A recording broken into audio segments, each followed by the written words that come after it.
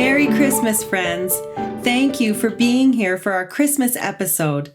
Wherever this day finds you, we're grateful to be connecting in this way as we take some time to reflect on the story of the first Christmas and how it still speaks into our lives as we close 2022 and look toward 2023. Today, we're doing something a little different with our podcast and video recording this episode, which you can watch on our YouTube page. So Merry Christmas to those who are watching as well as listening. One of my favorite things about this time of year is the abundance of lights, Christmas lights that brighten our streets and decorate our homes and Christmas trees.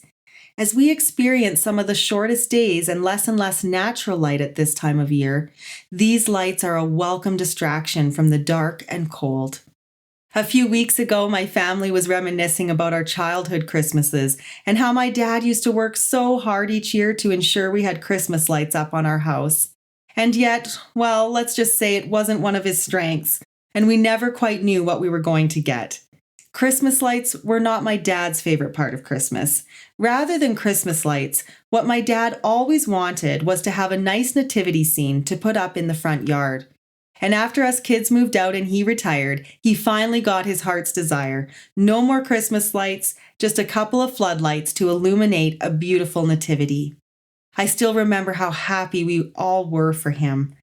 Unfortunately, his dream only lasted a couple of days as the nativity scene was stolen from his front yard one dark and cold night, never to be seen again. Honestly, it was devastating, and my dad hasn't had the heart to replace it.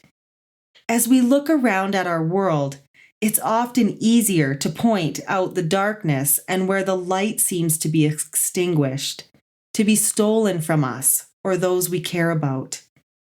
Given that we've spent the last 2 Christmases in isolation with very few gatherings or visits with friends and family, for many this Christmas season has felt very full.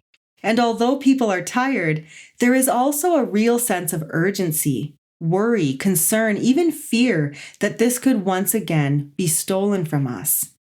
Now, whether it's COVID or not, this time of year in particular can be for many a dark and cold time. Not the pristine picture of a warm, light-filled, and joyous celebration. Rather, more closely resembling the dark, dingy, dirty, and smelly stable of the first Christmas.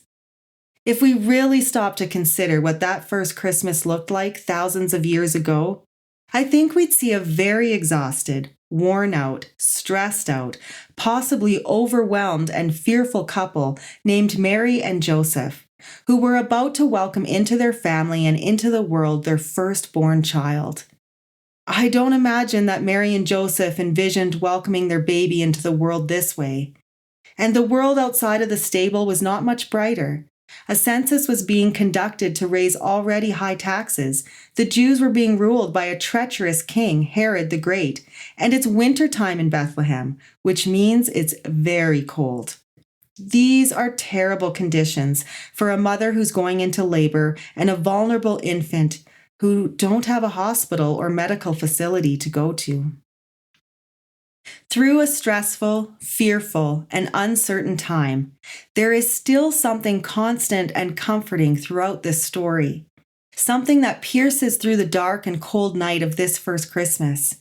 It is the abundance of lights that surround this new family, as we see in the angel's visits and bright star that shone over the shepherds and guided the wise men who brought gifts and provisions.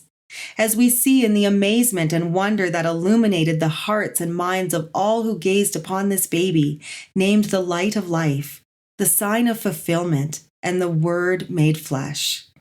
As the Gospel of John proclaims, the light shines in the darkness, and the darkness has not overcome it.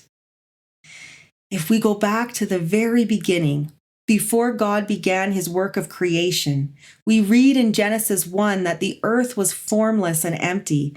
Darkness was over the surface of the deep.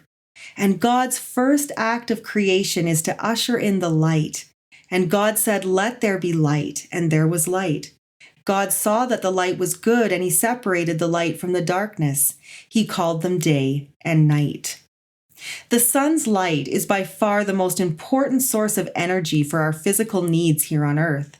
The sun warms our waters, moves our atmosphere, creates our weather patterns, and gives energy to the growing plants that provide the food and oxygen for life on Earth.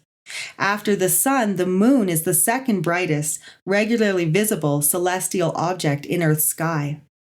From the beginning, God has given us light to guide our days and to guide our nights. This is God's glory reflected throughout creation. At the first Christmas, and on this Christmas day, Jesus is not reflecting God's glory. He is God's light. It's inherently a part of who he is. Jesus didn't come into the world to be one light among many. He came as the one true light, the light of the world dwelling among us, the light of your world dwelling within you. As we continue to take in the lights of this Christmas season, I invite you to welcome them as a reflection of God's light and love with you. Right now, no matter the season of the soul you find yourself in, may this true light guide you through the darkness, anchoring your heart in the hope we proclaim today. The light shines in the darkness, and the darkness has not and will not overcome it. Amen.